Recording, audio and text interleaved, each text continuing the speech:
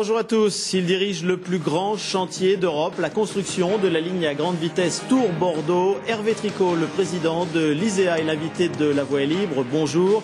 Merci d'avoir accepté de participer à cette émission. Alors pour comprendre l'enjeu de cette ligne que chacun peut voir aujourd'hui en cours de construction, juste quelques chiffres.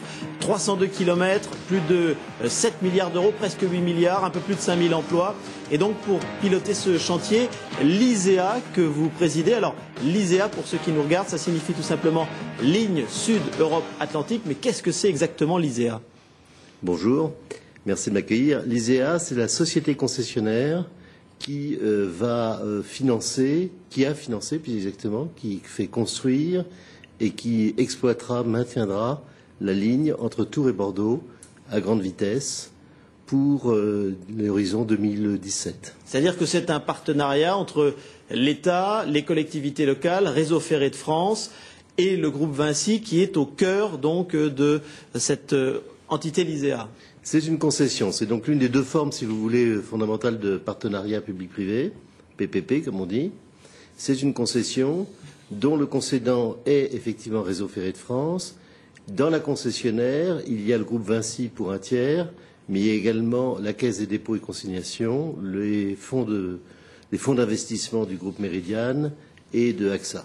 Alors on va voir justement comment est financée cette entité l'ISEA avec 1 milliard d'euros pour RFF, Réseau Ferré de France, près de 3 milliards d'euros pour les collectivités locales et puis le reste, donc presque 4 milliards d'euros, c'est donc pour l'ISEA, c'est un investissement public-privé. On sait que dans le monde politique aujourd'hui, certains à gauche commencent à dénoncer cette formule, estimant qu'elle est trop favorable aux concessionnaires, aux entreprises privées et pas assez aux collectivités publiques.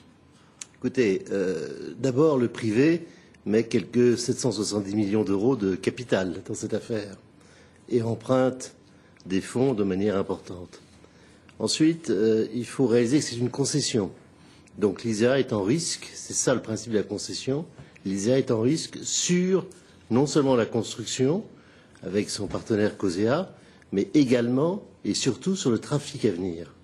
Il n'y a pas de garantie de recettes. Donc on peut peut-être critiquer la formule, je ne vois pas bien en quoi aujourd'hui elle coûte de l'argent à l'État plus qu'un investissement public classique. Alors vous avez parlé de COSEA, donc là, Co pour constructeur de la Sud Europe Atlantique, pour ceux qui nous regardent. Donc la différence, l'ISEA c'est le concessionnaire, COSEA c'est le constructeur. COSEA c'est le constructeur, donc c'est là où sont les forces vives de la construction. COSEA aujourd'hui c'est un groupe d'environ 5000 personnes, tandis que l'ISEA c'est une soixantaine.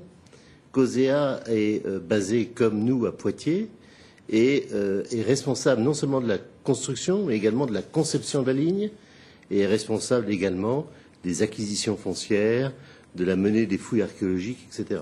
Alors, on a parlé de Vinci tout à l'heure. Vous avez peut-être vu dans la presse que certains à gauche, notamment le NPA, dénoncent un Vinciland dans le Poitou-Charentes, puisque vous gérez déjà l'autoroute A10, enfin Vinci gère déjà l'autoroute A10, la construction de la passerelle des Rocs à Poitiers, la LGV on en parle, l'aéroport de Poitiers bientôt. Vinci est aussi chargé du projet de Notre-Dame-des-Landes et on a vu l'importance de la polémique en ce moment sur cette question. Jeudi, il y avait le congrès de Vinci justement au Palais des Congrès du Futuroscope. Il y a dû y avoir un important déploiement de forces de l'ordre pour assurer la bonne tenue de ce congrès. On a l'impression que le groupe Vinci aujourd'hui occupe une position dominante dans les travaux publics qui est un peu suspecte. Est-ce qu'on a raison de s'inquiéter de l'importance de Vinci? Je ne vois pas en quoi Vinci a une position dominante. Vinci a une position première. Vinci est le leader du marché. Et vous avez d'autres grands leaders français, européens, qui sont présents sur ce marché. Je pense que Vinci a une vieille tradition de concession. Et donc, c'est son métier d'être à la fois concessionnaire et constructeur, d'où les points que vous avez soulevés, remarqués, que ce soit les autoroutes, l'aéroport, la LGV. Cela étant, moi, je voudrais quand même dire un mot sur le Poitou-Charentes. Nous sommes très heureux d'être à Poitiers. J'ai personnellement choisi l'endroit où nous nous installerons, c'est-à-dire la ville de Poitiers, pour toute la phase de construction. Et nous sommes parfaitement bien accueillis à Poitiers. Alors Hervé Tricot, on va voir maintenant pour comprendre ce que représente le chantier, on va prendre un peu de hauteur, on va regarder la construction de cette ligne vue du ciel avec les images de Laurent Gauthier et les explications de Christine de Pontchalon. En 2017, la LGV mettra Paris à 2 heures de Bordeaux au lieu de 3 actuellement. 300 km de lignes nouvelles et 40 de raccordements. Elle traverse tout le Poitou-Charentes, de l'Indre-et-Loire au nord à la Gironde au sud. Au plus fort du chantier, elle mobilisera 4500 personnes. Elle enjambe des axes routiers, des voies ferrées, des cours d'eau. Des passages pour la grande et la petite faune sont également prévus. En tout, 500 ouvrages d'art, ponts, tranchées, bassins, plus les pistes d'accès au chantier. Sur l'ensemble du trajet, 1000 hectares de forêt ont été défrichés. Le reboisement sera équivalent et même doublé dans les Deux-Sèvres et la Vienne. Les travaux de terrassement et de génie civil ont débuté au printemps dernier. Ils se termineront en 2014 pour laisser place aux travaux d'équipement ferroviaire. Alors vous l'avez dit, dans le cadre de la concession, c'est donc l'ISEA qui porte le risque trafic. Vous avez estimé ce trafic à combien? C'est un trafic compliqué à estimer, excusez-moi, parce que c'est un trafic de train. Ce n'est pas un trafic comme sur une autoroute, de voyageurs. Ce n'est pas uniquement un nombre de passagers dans une voiture, mais il faut faire aller des trains d'un endroit à un autre. Il faut que ces trains soient pleins. Il faut que ces trains reviennent souvent vides. Donc c'est pas comment très justement facile. Vous avez fait les comptes? On a fait une étude de marché, si vous voulez. On a regardé ce qu'il y avait comme train à l'heure actuelle et on a fait une estimation qui est une estimation complexe parce qu'elle se situe et confidentielle. Ah, et confidentielle, tout à fait. Vous ne me ferez pas dire combien. Justement, j'essayais. Non, je ne dirais pas combien il y avait de trains de prévus. Parce que c'est ça qui a fait la différence aussi avec vos concurrents, Eiffage, Bouygues et consorts. Écoutez, moi je ne connais pas les offres précisément des concurrents. Ce que je sais, c'est ce que RFF nous en a dit.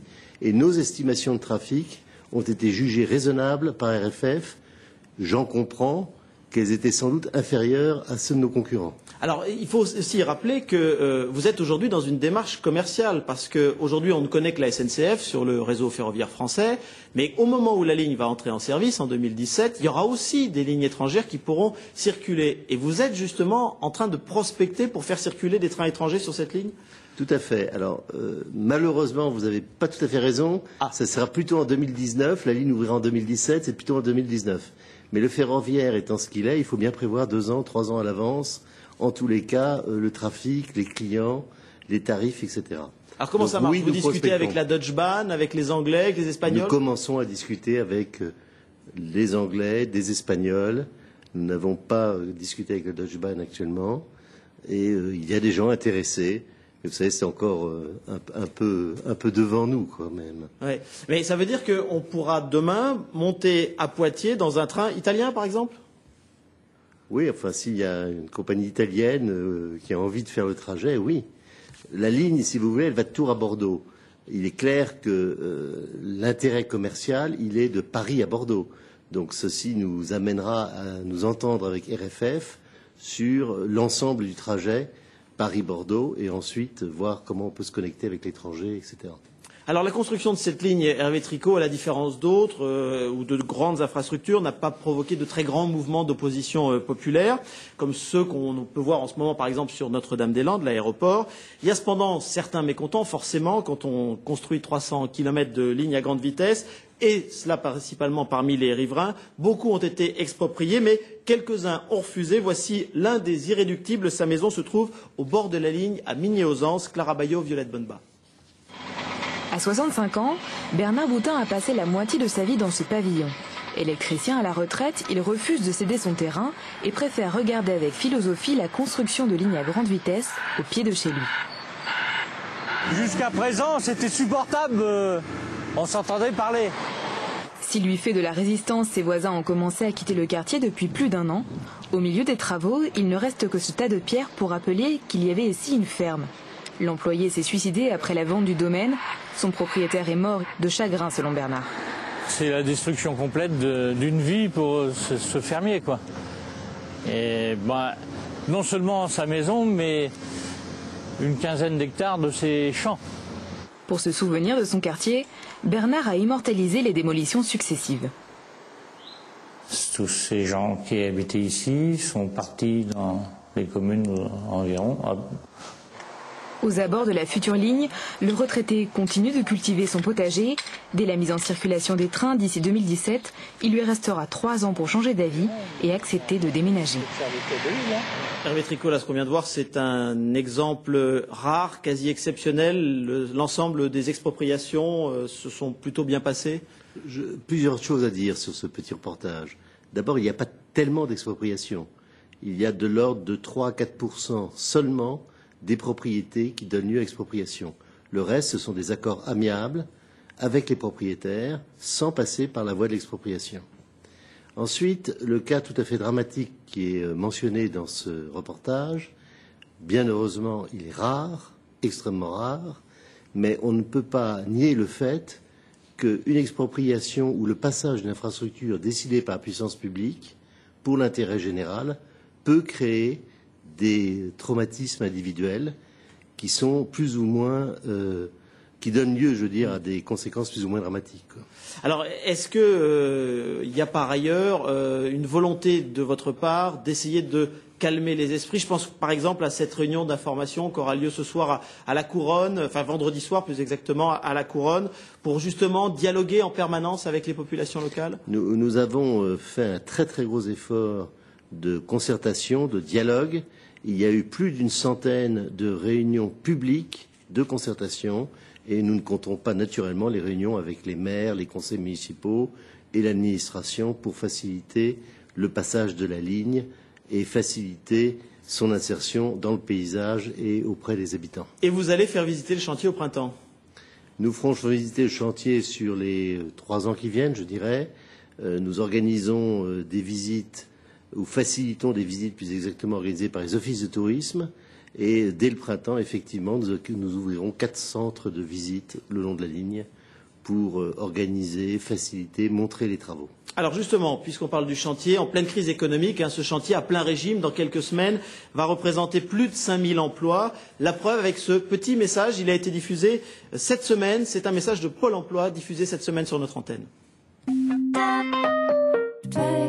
Urgent, on recrute 170 coffreurs-bancheurs et 80 chefs d'équipe sur le chantier ligne à grande vitesse en Poitou-Charentes. Attention, les premiers entretiens d'embauche se déroulent dans la région d'origine. Des aides financières à la recherche ou à la reprise d'emploi sont disponibles. Enfin, ces postes bénéficient d'indemnités petits et grands déplacements. Plus d'infos et le détail des offres d'emploi sur pôle-emploi.fr et auprès de votre conseiller à l'emploi. Alors Hervé Tricot, il m'avait semblé lire que Pôle emploi avait déjà recueilli 2500 candidatures et visiblement, il cherche encore. Il y a encore des spécialités sur lesquelles nous avons des besoins, effectivement. En gros, je dirais qu'il y a eu 1500 recrutements locaux, si vous voulez, dont une partie non négligeable provient de l'insertion, c'est-à-dire de personnes qui étaient en dehors du monde du travail, que nous formons à nos métiers et que COSEA peut ensuite employer sur ce chantier. Et les sociétés qui font partie de ce groupement peuvent continuer à les employer derrière. Avant de parler de la formation, parce qu'on va voir un reportage dans une seconde, combien d'emplois dans quelques semaines quand on sera au maximum? Alors, tout à l'heure dans votre reportage, vous parliez de 4500 au maximum. Nous sommes déjà à 5000. Aujourd'hui. En fait, et c'est notre faute, puisque c'est nous qui vous avons communiqué le chiffre de 4500, la montée se fait bien. Elle a été retardée par des problèmes environnementaux, mais elle se fait bien maintenant. Et, enfin, du moins avant les périodes hivernales, je veux dire. Et on est à peu près au maximum. Donc là, 5000 emplois. 5000 emplois sur l'année 2013, ça me paraît... Alors justement, ces personnes, il faut les former parce que vous avez évidemment des besoins spécifiques pour ce chantier. Vous avez fait un important effort de formation, notamment auprès des demandeurs d'emploi. Vous les avez formés principalement au métier de conducteur d'engin. Reportage de Marcus Pink et Stéphane Bourrin.